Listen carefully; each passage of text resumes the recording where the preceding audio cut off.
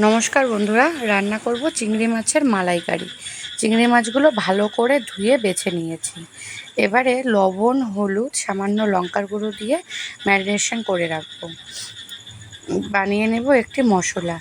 নিয়েছি কাজু, বাদাম, সর্ষে, পোস্ত, কয়েকটি লঙ্কা পেস্ট করে নিয়েছি। ওই জারেই পেস্ট করে নেব পেঁয়াজ, টমেটো, কয়েক কোয়া রসুন। পেস্ট করা হয়ে গেছে।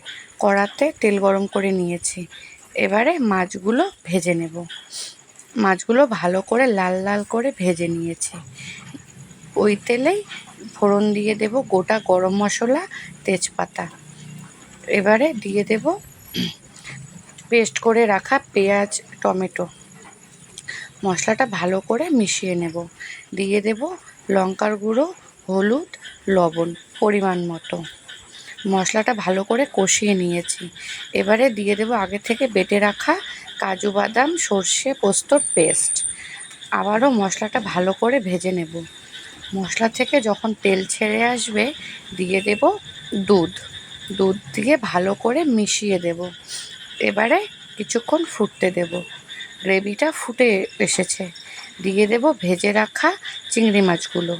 আবারও ভালো করে নাড়িয়ে দেব। গ্রেভিটা রেডি হয়ে গেছে। দিয়ে দিলাম গরম মশলা। রেডি হয়ে গেল চিংড়ি মাছের মালাইকারি।